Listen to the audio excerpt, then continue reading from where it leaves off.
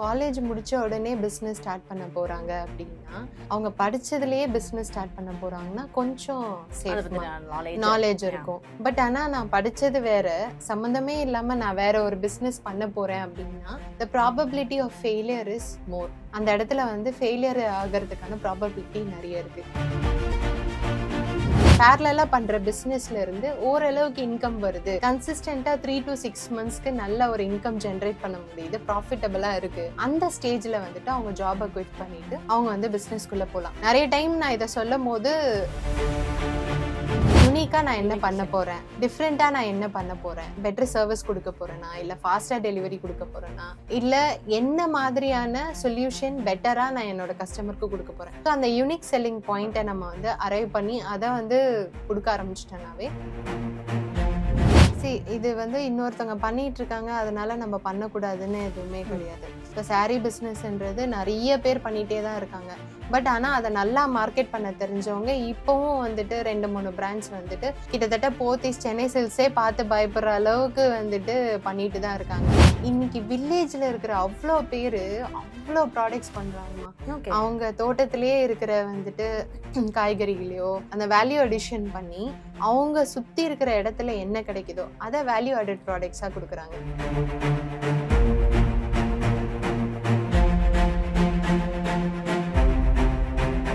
Hello all, this is Madhumita from Dear Woman. இன்னைக்கு நம்ம கூட ஆண்டர்பிரனர் ரேவதி மேம் தான் ஜாயின் பண்ணியிருக்காங்க. மேம் கிட்ட நிறைய விஷயங்கள் கேட்டு தெரிஞ்சுக்க போகிறோம். மேம் வணக்கம். மேம் வணக்கம்மா, எப்படி இருக்கீங்க? நல்லா இருக்கேம்மா, நீங்கள் எப்படி இருக்கீங்க? நல்லா இருக்கேன் மேம்.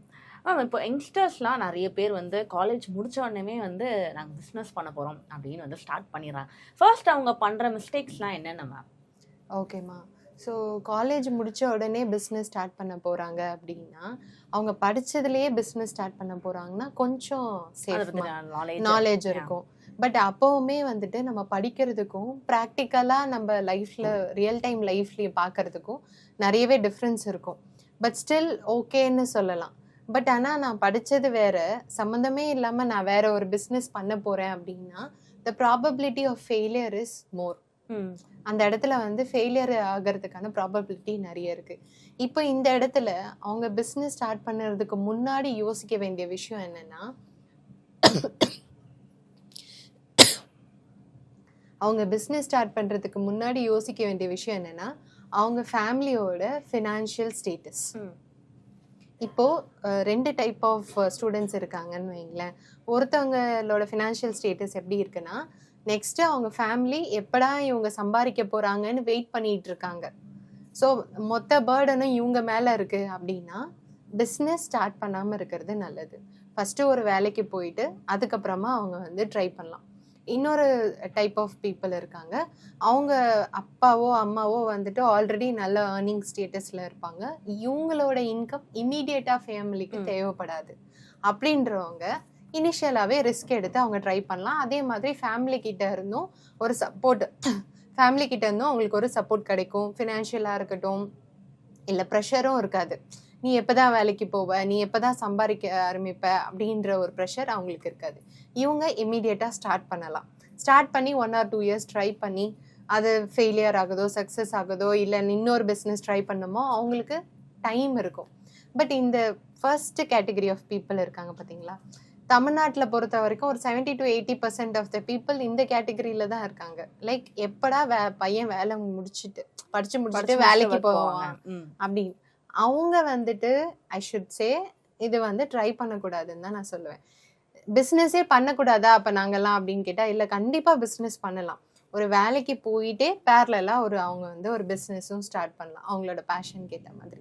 அதே மாதிரி அவங்க சூஸ் பண்ணுற வேலையும் எப்படி இருக்கணும்னா இந்த பிஸ்னஸ்க்கு நாலேஜ் கெயின் பண்ணுற இடமா இருக்கணும். அது சே ஃபார் எக்ஸாம்பிள் அவங்க வந்துட்டு ஒரு வந்து ஃபுட் பிஸ்னஸ் ஸ்டார்ட் பண்ணணும்னு நினைக்கிறாங்கன்னா ஒரு ஃபுட் ஸ்டார்ட் அப்பில் அவங்க ஒர்க் பண்ணும் போதே என்ன கிடைக்கும் அவங்களுக்கு, ஒரு ஃபுட் ஸ்டார்ட் அப் எப்படியெல்லாம் ஆப்ரேட் ஆகுது, என்னென்னலாம் பிரச்சனை வருது, எப்படி அவங்க ஃபினான்ஷியல்ஸை ஹேண்டில் பண்ணுறாங்க. எஸ்பெஷலி இது ஸ்டார்ட் அப்பாக இருக்கணும். ஏன்னா ஒரு பெரிய கம்பெனி போனீங்கன்னா உங்களோட ரோல் என்னமோ அதை மட்டும்தான் நீங்கள் தெரிஞ்சுக்க முடியும். பட் ஒரு ஸ்டார்ட் அப்பில் இருக்கும் போது அங்கே நிறைய விஷயங்களும் தெரிஞ்சுக்கலாம். ஸோ அந்த மாதிரி தெரிஞ்சுக்கிட்டு பேரலாகவே அவங்க வந்து ஸ்டார்ட் பண்ணலாம். ஒன்ஸ் இந்த பேரலா பண்ற பிசினஸ்ல இருந்து ஓரளவுக்கு இன்கம் வருது, கன்சிஸ்டன்டா 3 to 6 monthsக்கு நல்ல ஒரு இன்கம் ஜெனரேட் பண்ண முடியுது, ப்ராஃபிட்டபிளா இருக்கு அந்த ஸ்டேஜில் வந்துட்டு அவங்க ஜாபை குவிட் பண்ணிட்டு அவங்க வந்து பிஸ்னஸ்க்குள்ளே போகலாம். நிறைய டைம் நான் இதை சொல்லும் போது அப்போஸ் தான் பண்ணுவாங்க. அப்போ வந்து நாங்களாம் பிஸ்னஸ் ஸ்டார்ட் பண்ணக்கூடாதா அப்படின்னு சொல்லிட்டு.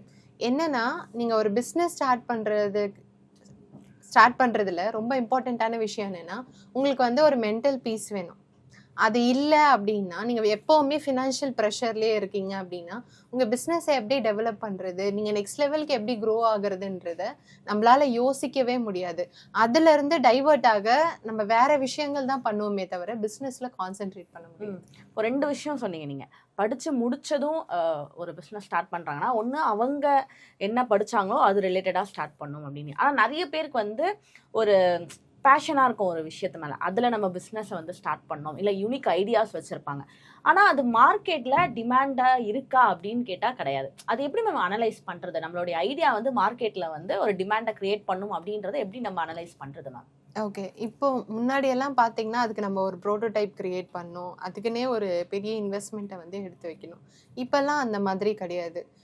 சே ஃபார் எக்ஸாம்பிளுக்கு நீங்கள் ஏதாவது ஒரு ஐடியா சொல்லுங்களேன். அப்போ பர்சனல் பிராண்டிங். பர்சனல் பிராண்டிங் இப்போ வந்து பர்சனல் பிராண்டிங்ன்றது தெளிவாக எல்லாருக்குமே இப்போ வந்து ஒரு டிமாண்ட் இருக்கு. ஸோ ஜஸ்ட் ஒரு குரூப் ஆஃப் பீப்புள், இப்போ நிறைய கம்யூனிட்டிஸ் இருக்கு இல்லையா, ஃபேஸ்புக்கில் இன்ஸ்டாகிராம்லலாம் நிறைய கம்யூனிட்டிஸ் இருக்கு. ஸோ அவங்க வந்து ஒரு கம்யூனிட்டி போஸ்ட் போடுறது மூலியமாவே அதுக்கான டிமாண்ட் இருக்கா இல்லையான்னு நம்மளால தெரிஞ்சுக்க முடியும். சர்வேஸ் ரன் பண்றது மூலயமா. ஸோ இந்த மாதிரி விஷயங்கள் மூலயமா நம்ம பெரிய இன்வெஸ்ட்மெண்ட்டே இல்லாமல் நம்மளால அதை வந்து ரிசர்ச் பண்ண முடியும். அண்ட் இப்போ நிறைய ஏஐ டூல்ஸ் இருக்கு இல்லையா, ஸோ அதில் நம்ம வந்து கொஞ்சம் அனலைஸ் பண்ணி ரிசர்ச் பண்ணும் போதே நம்மளுக்கு ஒரு ஐடியா கிடைக்கும். ஓகே, இப்போ நான் சொன்ன மாதிரி பர்சனல் பிராண்டிங் அப்படின்றது நிறைய பேர் பண்ண ஆரம்பிச்சிட்டாங்க. இந்த ஃபீல்டில் இருக்கவங்களும் சரி இல்லாதவங்களும் சரி நிறைய பேர் பர்சனல் பிராண்டிங் பண்ண ஆரம்பிச்சிட்டாங்க. காம்படிஷன்ஸ் ஹெவியாக இருக்கும் போது நம்ம புதுசாக உள்ளே வரோன்னும் போது நம்மளை எப்படி மேம் நம்ம யூனிக்காக காட்டிக்க முடியும்? பர்சனல் பிராண்டிங்னு இல்லை, வாட் எவர் எந்த ஒரு பிஸ்னஸாக இருந்தாலுமே நிறைய காம்படிஷன்ஸ் இருக்கும் போது நம்மளுடைய பிஸ்னஸை எப்படி மேம் நம்ம முன்னாடி கொண்டு வர முடியும்? காம்படிஷன் எல்லா இடத்துலையுமே இருக்கு. அதை தாண்டி ஒருத்தவங்க சக்ஸஸ்ஃபுல்லாக வராங்க அப்படின்னா அதுக்கான ரீசன் என்னன்னு பார்த்தீங்கன்னா அவங்களோட யூஎஸ்பி என்னன்னு ஐடென்டிஃபை பண்ணுறது தான். யூனிக்காக நான் என்ன பண்ண போகிறேன், டிஃப்ரெண்ட்டாக நான் என்ன பண்ண போகிறேன், பெட்டர் சர்வீஸ் கொடுக்க போகிறேன்னா, இல்லை ஃபாஸ்ட்டாக டெலிவரி கொடுக்க போகிறேன்னா, இல்லை என்ன மாதிரியான சொல்யூஷன் பெட்டராக நான் என்னோட கஸ்டமருக்கு கொடுக்க போகிறேன். ஸோ அந்த யூனிக் செல்லிங் பாயிண்ட்டை நம்ம வந்து அரைவ் பண்ணி அதை வந்து கொடுக்க ஆரம்பிச்சிட்டோன்னாவே காம்படிட்டர்ஸை மீறி நம்மளால சக்ஸஸ்ஃபுல்லாக வர முடியும். ஓகே, இப்போ ஒரு பிஸ்னஸ் ஸ்டார்ட் பண்ணுறோம் அப்படின்னா அது ஆஃப்லைன் பிஸ்னஸாக இருக்கட்டும் இல்லை ஆன்லைன் பிஸ்னஸாக இருக்கட்டும் எதுவாக இருந்தாலும் கஸ்டமர்ஸோட ட்ரஸ்ட்டுன்றது ரொம்ப இம்பார்ட்டன்ட். அதை எப்படி மேம் நம்ம பில்ட் பண்ணுறது? கஸ்டமரோட ட்ரஸ்ட்டு பில்ட் பண்ணுறதுக்கு நம்ம வந்து டிரான்ஸ்பரண்ட்டாகவும் கன்சிஸ்டண்ட்டாகவும் இருக்கிறதுன்றது ரொம்பவே இம்பார்ட்டண்ட். சே ஃபார் எக்ஸாம்பிள் என்னோட ஃபுட் பிஸ்னஸில் எடுத்துக்கிட்டிங்க அப்படின்னா நம்ம வந்து ஹெல்தி ஸ்நாக்ஸ் ஐட்டம்ஸ் வந்து மேனுஃபேக்சர் பண்ணுறோம். இப்போ இந்த ப்ராடக்ட்ஸை வந்துட்டு 2 வயசுக்கு மேலே இருக்கிற குழந்தைங்க தான் சாப்பிடணும். இப்போ என்கிட்ட கஸ்டமர் வராங்க, வந்துட்டு 1.5 வயசு 1 வயசு என் குழந்தைக்கு நான் இந்த ஃபுட் ஐட்டம் கொடுக்கலாமா அப்படின்னு கேட்கும் போது இல்லை நீங்கள் கொடுக்கக்கூடாது, 2 வயசுக்கு அப்புறம் தான் எந்த சுகர்னாலும் கொடுக்கணும் அப்படின்னு நம்ம சொல்லும் போது இனிஷியலாக அந்த கஸ்டமரை நம்ம லூஸ் பண்ணுறோம். But actually we are gaining the trust of the customer. 2 வயசு ஆனதுக்கப்புறம் அவங்க திரும்ப நம்ம கிட்ட தான் அந்த ப்ராடக்ட்காக வருவாங்க. இனிஷியலாக நான் வந்து அந்த கஸ்டமரையும் நான் எடுத்துக்கணும் அப்படின்றதுக்காக நான் வந்து என்னோட ஃபிலாசபிஸில் நான் டைல்யூட் பண்ண ஆரம்பித்தேன் அப்படின்னா நம்மளால லாங் டேர்மில் பிஸ்னஸ் பண்ண முடியாது. அப்போது நம்ம கெயின் பண்ணலாம், பட் லாங் டேர்மில். ஸோ நம்மளுக்குன்னு ஒரு செட் ஆஃப் பாலிசிஸ் இருக்கணும். அந்த பாலிசிஸை கஸ்டமர் கிட்ட டிரான்ஸ்பரண்ட்டாக சொல்லணும், அதை கன்சிஸ்டண்ட்டாக ஃபாலோ பண்ணணும். இது மூலயமா தான் நம்மளால ட்ரஸ்ட் கெயின் பண்ண முடியும். இப்போ உங்களோட பிஸ்னஸே நம்ம எடுத்துக்கிட்டோம்னா எடுத்தோடனே உங்களுக்கு ப்ராஃபிட் வந்திருக்காது, கண்டிப்பாக லாஸ் எங்கேயாச்சும் ஆயிருக்கும். என்ன மாதிரி விஷயத்துக்கு லாஸ் ஆச்சு, அதை எப்படி மேம் நீங்கள் டேக்கிள் பண்ணீங்க? ஸோ லாஸ் எனக்கு எப்படி ஆச்சு அப்படின்னு பார்த்தீங்கன்னா நான் இருந்து 2 ஸ்டோர் வச்சுருந்தேன். ஸோ அந்த 2 ஸ்டோருமே வந்துட்டு ஃபஸ்ட்டு ஸ்டோர் எனக்கு வந்து ப்ராஃபிட்டபுளாக போயிட்டு இருந்தது. அந்த போயிட்டு இருந்த டைமில் நான் செகண்ட் ஸ்டோர் வந்து ஓப்பன் பண்ணேன். ஃபர்ஸ்ட் ஸ்டோர் வந்து சின்ன இன்வெஸ்ட்மெண்ட்டு. ஸோ அதில் ஒரு சின்ன ப்ராஃபிட் பார்த்த உடனே ஓவர் கான்ஃபிடென்ஸ் ஆகி 2வது ஸ்டோரை வந்து நிறைய இன்வெஸ்ட்மெண்ட் பண்ணி ஓப்பன் பண்ணிட்டேன். ஓப்பன் பண்ணதுக்கப்புறம் கோவிட் வந்துருச்சு.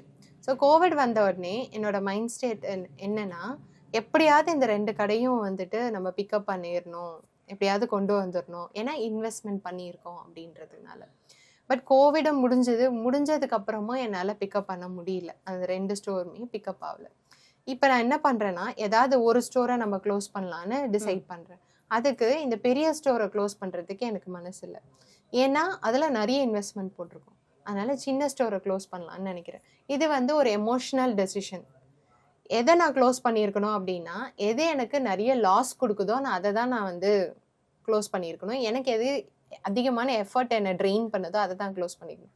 அப்படி பார்த்தா, நான் என்னோட செகண்ட் ஸ்டோர தான் க்ளோஸ் பண்ணியிருக்கணும். ஏன்னா, இங்க 4, 5 ஸ்டாஃப் வேணும், ரெண்ட் அதிகம், மெயின்டனன்ஸ் அதிகம்.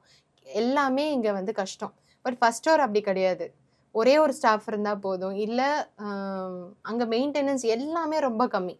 ஸோ அப்படின்றப்போ, நான் அந்த செகண்ட் ஸ்டோர க்ளோஸ் பண்ணியிருந்தேன் அப்படின்னா, ஃபர்ஸ்ட் ஸ்டோர் அட்லீஸ்ட் எனக்கு இருந்திருக்கும். பட் நான் வந்து அந்த டைம்ல வந்து ஒரு எமோஷனல் டெசிஷன் எடுக்கிறேன். இதுதான் வந்துட்டு ஹியூமன் மென்டாலிட்டி. நம்ம ஒரு இடத்துல எஃபோர்ட்டோ, மனியோ ஜாஸ்தியா இன்வெஸ்ட் பண்ணிட்டோம்னா, அத விட்டு நம்ம டிட்டாச் ஆவறதுக்கு நம்ம ரொம்ப கஷ்டப்படுவோம். ஸோ அதனாலேயே நான் ஒரு ஒரு 1 இயர் அந்த கடைய க்ளோஸ் பண்றதுக்கு டிலே பண்ணது மூலியமாவே ஒரு 10 to 15 லேக்ஸ் நாங்க வந்து லாஸ் பண்ணேன். ஸோ ஒண்ணு வந்து இதுல வந்து நான் கத்துக்கிட்டது என்ன அப்படின்னா, ஒரு சின்ன சக்ஸஸ பார்த்து ஓவர் கான்ஃபிடென்ட் ஆகி நெறைய இன்வெஸ்ட் பண்ணது அது ஒரு மிஸ்டேக். இன்னொன்னு வந்துட்டு அந்த எமோஷனல் அட்டாச்மெண்ட். அங்க வந்து நான் லாஜிக்கலா யோசிக்காம எமோஷனலா யோசிச்சதுனால எக்ஸ்ட்ரா ஒரு 10 to 15 லேக்ஸ் லாஸ் ஆயிடுச்சு. ஓகே. இப்போ ஒரு பிஸ்னஸ் அப்படின்னா நம்ம சஸ்டெயின் பண்றதுன்றது ரொம்ப இம்பார்ட்டன்டான ஒரு விஷயம். நீங்க ஸ்டார்டிங்ல ஃபுட் பிஸ்னஸ் பண்ணும்போது அவ்வளோ காம்படிஷன்ஸ் உங்களுக்கு இருந்திருக்காரு. கோவிட் டைம்க்கு அப்புறம் பயங்கரமான காம்படிஷன் ஃபுட் பிஸ்னஸ்ல நிறையவே வந்துருச்சு. எப்படி மேம் இவ்வளோ நாள் சஸ்டெயின் பண்ணி இருக்கீங்க? அதுதான் நம்ம வந்து நம்மளோட ப்ராடக்ட் அண்ட் கன்சிஸ்டண்டா நம்மளோட பாலிசியை கீப் அப் பண்றது. ஸோ இனிஷியலா வி ஸ்டார்டட் வித் நாங்கள் வந்து ஒயிட் சுகர் யூஸ் பண்ண மாட்டோம், ப்ரிசர்வேட்டிவ்ஸ் யூஸ் பண்ண மாட்டோம், இந்த மாதிரி எந்த விதமான கலர்ஸ், ஆர்டிஃபிஷியல் இன்க்ரீடியன்ஸ் எதுவுமே யூஸ் பண்ண மாட்டோன்ற ஐடியாலஜியில் நம்ம வந்து ஸ்டார்ட் பண்ணுறோம். ஸ்டார்ட் பண்ணி கொஞ்ச நாள்ல சரி இந்த அளவுக்கு இது ப்ராஃபிட்டபிளா இல்லை, சரி நம்ம வந்து ஃபாரின் ஒரு எக்ஸ்போர்ட் ஆர்டர் ஒன்று வந்தது. அந்த எக்ஸ்போர்ட் ஆர்டருக்கு என்ன சொன்னாங்க அப்படின்னா, எங்களுக்கு வந்து ப்ரிசர்வேட்டிவ் மட்டும் ஆட் பண்ணிட்டாங்க, எங்களுக்கு வந்து shelf life 1 year to 2 years வேணும் அப்படின்னாங்க. அது பண்ணியிருந்தேன் அப்படின்னா இம்மீடியட்டாக எனக்கு வந்து ஒரு ப்ராஃபிட் வந்து கிடைச்சிருக்கும். பட் அதை நான் டைல்யூட் பண்ணாமல், என்னோட ஐடியாலஜியை நான் அதில் டைல்யூட் பண்ணாமல், நான் வந்து இல்லை எனக்கு அந்த ஆர்டர் இல்லைனாலும் பரவாயில்ல, I will stick with my what I am doing அப்படின்றதுல நான் ஃபாலோ பண்ணிகிட்டே இருந்தேன். ஸோ இந்த மாதிரி நம்ம எடுக்கிற முடிவுகளில் கன்சிஸ்டண்ட்டாக நம்ம வந்து பேஷண்ட்டாக நம்ம வந்து ரன் பண்ணிகிட்டே இருக்கும்போது நம்ம ப்ராடக்ட் கண்டிப்பாக வந்து தேவையான கஸ்டமர்ஸ்க்கு போய் ரீச் ஆகும். அது மூலயமா நம்மளுக்கு வந்து ஒரு சக்ஸஸ் கிடைக்கும். ஓகே. இப்போ நான் ஃபர்ஸ்ட்டு கேட்ட மாதிரி கேர்ள்ஸ்லாம் வந்து படித்து முடிச்சோன்னா பிஸ்னஸ் பண்ணணும் அப்படின்னு சொல்லிட்டு உள்ளே வராங்க. சில பேருக்கு யூனிக்கான ஐடியாஸ் இருக்குது, சில பேர் ஆல்ரெடி மார்க்கெட்டில் இருக்கிற விஷயத்தையே திருப்பி பண்ணுறாங்க. இப்போ ஒரு ஜுவல்லரி சேல் பண்ணுறதா இருக்கட்டும், இல்லை குக்கிங் பிஸ்னஸாக இருக்கட்டும், இந்த மாதிரி அந்த விஷயமே திருப்பி பண்ணுறாங்க. நிறைய பேருக்கு என்கிட்ட மார்க்கெட்டிங் ஸ்கில் நிறைய இருக்குது, பட் ஐடியா என்கிட்ட இல்லை, நான் என்ன பிஸ்னஸ் பண்ணணுன்ற ஐடியா இல்லை அப்படின்றாங்க. இவங்களுக்கு ஏற்ற மாதிரி பெஸ்ட்டான ஐடியாஸ் ஏதாச்சும் இருக்கா மேம் பிஸ்னஸில்? இது வந்து இன்னொருத்தவங்க பண்ணிட்டு இருக்காங்க, அதனால நம்ம பண்ணக்கூடாதுன்னு எதுவுமே கிடையாது. இப்போ சாரீ பிஸ்னஸ்ன்றது நிறைய பேர் பண்ணிகிட்டே தான் இருக்காங்க. பட் ஆனால் அதை நல்லா மார்க்கெட் பண்ண தெரிஞ்சவங்க இப்போவும் வந்துட்டு 2-3 பிராண்ட்ஸ் வந்துட்டு கிட்டத்தட்ட போத்தீஸ், சென்னை சில்க்ஸே பார்த்து பயப்படுற அளவுக்கு வந்துட்டு பண்ணிட்டு தான் இருக்காங்க. ஸோ இதில் வந்துட்டு ப்ராடக்ட் வந்து யூனிக்காக இருக்கணும், டிஃப்ரெண்ட்டாக இருக்கணும், புது ஐடியாவாக தான் இருக்கணும் அப்படின்றதெல்லாம் எதுவுமே கிடையாது. இப்போ இருக்கிற கரண்ட் சினாரியோவில் சோஷியல் மீடியாவை ப்ராப்பராக யூஸ் பண்ண தெரிஞ்சு ப்ராப்பராக மார்க்கெட்டிங் பண்ணாலே எந்த ஐடியானாலும் ஒர்க் அவுட் ஆகும். சும்மா இந்த தேங்காய் பால்னு ஒருத்தவங்க ஆரம்பிச்சாங்க, அவங்க ஒன்றும் இல்லை, போயிட்டு அவங்க நடக்கிறத ஒரு வீலாக் மாதிரி எடுத்து போட ஆரம்பிச்சாங்க.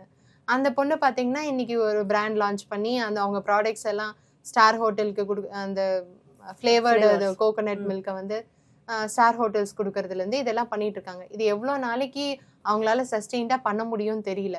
பட் அவங்களால ஒரு சாதாரண ஒரு தேங்காய் பால் எடுத்து ப்ராப்பராக மார்க்கெட்டிங் பண்ணுறதுனால இந்த அளவுக்கு கொண்டு போக முடியுது. இதுக்கப்புறமும் நெக்ஸ்ட் வந்துட்டு ஒரு பிராண்டை எப்படி டெவலப் ஆகுது அப்படின்ற ஸ்ட்ராட்டஜி எல்லாம் பண்ணாங்கன்னா கண்டிப்பாக அவங்களுமே ஒரு பெரிய பிராண்டாக வர்றதுக்கு வாய்ப்பு இருக்கு. ஸோ இப்போ இருக்கிற காலகட்டத்துக்கு ப்ராடக்ட் தான் முக்கியம்னு கிடையாது, மார்க்கெட்டிங் தான் ரொம்ப இம்பார்ட்டன்ட். நீங்கள் ஸ்டார்ட் பண்ண புதுசில் பெருசாக சோஷியல் மீடியா பூமிங்ன்றது இல்லவே இல்லை, இப்போ அது பயங்கரமாக இருக்கு. அது எப்படி மேம் உங்களுக்கு ப்ராஃபிட்டை ஏர்ன் பண்ணி கொடுத்துச்சு? இனிஷியலாக நான் பண்ணிட்டு இருந்த டைம்ல இந்த இன்ஃப்ளூயன்சர் மார்க்கெட்டிங் எல்லாம் நல்ல பூம்ல இருந்தது. ஸோ அப்போ ஒரு இன்ஃப்ளூயன்சர் வந்துட்டு போறாங்க, நம்ம ஸ்டோரை பத்தி பேசுறாங்க அப்படின்னாவே அதை கேட்டுக்கிட்டே நிறைய கஸ்டமர் வருவாங்க. இப்போ அந்த ஸ்டேட் கிடையாது. இப்போவும் இன்ஃப்ளூயன்சர் மார்க்கெட்டிங் ஒர்க் ஆகுது. பட் ஆனா அது ஒரு பிராண்ட் அவேர்னஸ்க்கு தான் ஒர்க் ஆகுதே தவிர, உங்களுக்கு அது சேல்ஸ் டிரைவ் பண்ணுதா அப்படின்னு கேட்டிங்கன்னா அந்த அளவுக்கு கிடையாது. இப்போ என்ன ஒர்க் ஆகுதுன்னா வந்துட்டு ஃபவுண்டர் லெட் கண்டென்ட். இப்போ நான் ஒரு ஃபவுண்டர், நான் என்ன பண்றேன், எதனால இந்த பிஸ்னஸ் பண்றேன், என் ப்ராடக்ட்னால என்ன பெனிஃபிட்னு நான் பேசுறது டிரைவ் சேல்ஸ் ஆகுது. சேல்ஸ் வந்து டிரைவ் ஆகுது. ஸோ அந்த மாதிரி ட்ரெண்டுக்கு ஏற்ற மாதிரி மாறிட்டே இருக்கு. ஸோ அந்தந்த ஃபேஸில் அதை தான் நம்ம பண்ணி தான் ஆகணும். இப்போ நிறைய பிஸ்னஸ் ஓனர்ஸ் வந்து கேட்பாங்க, யாரை கேட்டாலும் வீடியோ பண்ணுங்க வீடியோ பண்ணுங்கன்றீங்க, அதை தாண்டி வேற ஒன்றுமே இல்லையா அப்படின்னா, இப்போ வந்துட்டு ஒரு விஷயம் வந்து ஈஸியாக நடக்கும் அப்படின்னு, இப்போ வீடியோ பண்ணிங்கன்னா உங்களுக்கு ஈஸியாக மார்க்கெட்டிங் நடக்கும், ஈஸியாக சேல்ஸ் நடக்கும், ஈஸியாக ஒரு விஷயம் நடக்கும். இல்லை நான் அதை பண்ண மாட்டேன், நான் கஷ்டமாக ட்ரெடிஷ்னலான வழியில தான் போவேன்னா ஒன்றும் பண்ண முடியாதுல்ல. ஓகே. இப்போ வில்லேஜில் இருக்கவங்க வந்து நிறைய பேர் வந்து பிஸ்னஸ் பண்ணணும் அப்படின்னு நினைக்கிறாங்க. ஆனால் அவங்களுக்கு என்ன பிஸ்னஸ் பண்ணணும், நான் ஃபர்ஸ்ட் கேட்ட மாதிரி அவங்களுக்கு என்ன பிஸ்னஸ் பண்ணணுன்ற ஐடியாவே இல்லாமல் அவங்களுக்கு ஏற்ற மாதிரி ஏதாவது பிஸ்னஸ் ஐடியாஸ் இருக்காமா? அவங்கள சுத்தி என்ன இருக்குன்னு பார்த்து அதை எடுத்து பண்ணாலே போதுமா. இன்னைக்கு வில்லேஜ்ல இருக்கிற அவ்வளோ பேரு அவ்வளோ ப்ராடக்ட்ஸ் பண்றாங்கம்மா. அவங்க தோட்டத்திலேயே இருக்கிற வந்துட்டு காய்கறிகளையோ இல்ல அவங்க மதிப்பு கூட்டி அந்த வேல்யூ அடிஷன் பண்ணி அவங்க சுத்தி இருக்கிற இடத்துல என்ன கிடைக்குதோ அதை வேல்யூ ஆடட் ப்ராடக்ட்ஸா கொடுக்குறாங்க. இப்போ பாமரான்ற பிராண்டு பார்த்தீங்கன்னா அவர் வந்து அந்த பனை மரம் நிறைய இருக்கிற ஊர்ல இருந்து வராரு. அவர் அந்த சமூகத்தை வந்து சேர்ந்தவர். அந்த பனை மரம் கருப்பட்டியை வச்சு என்னென்னலாம் ப்ராடக்ட் பண்ணலாம், பனங்கிழங்கை வச்சு என்னென்னலாம் ப்ராடக்ட் பண்ணலான்னு இன்னைக்கு அவர் அதில் ஒரு பெரிய பிராண்டாக டெவலப் பண்ணியிருக்காரு. ஸோ அதே மாதிரி டர்மரிக் வெறும் மஞ்சளை வச்சு ஒரு பிராண்டை டெவலப் பண்ணியிருக்காங்க. ஸோ இந்த மாதிரி அந்த வில்லேஜில் என்ன ஸ்பெஷலாக கிடைக்குமோ அதை வேல்யூ ஆடட் ப்ராடக்டாக கொடுத்தாலே வந்துட்டு நிறைய பேர் இப்போ தேன் பண்ணுறாங்க, மலை தேன், அவங்க ஊரில் என்ன கிடைக்குதோ அதை வச்சு பண்ணுறாங்க. அதெல்லாம் நல்லா போதுமா. ஒன்லி திங் இஸ் சோஷியல் மீடியாவை நல்லா யூஸ் பண்ணி அதை வந்து மார்க்கெட் பண்ணால் மட்டும் போதும். ஓகே, நிறைய விஷயங்கள் ஷேர் பண்ணிக்கிட்டீங்க. Thank you ma'am. Thank you so much ma'am.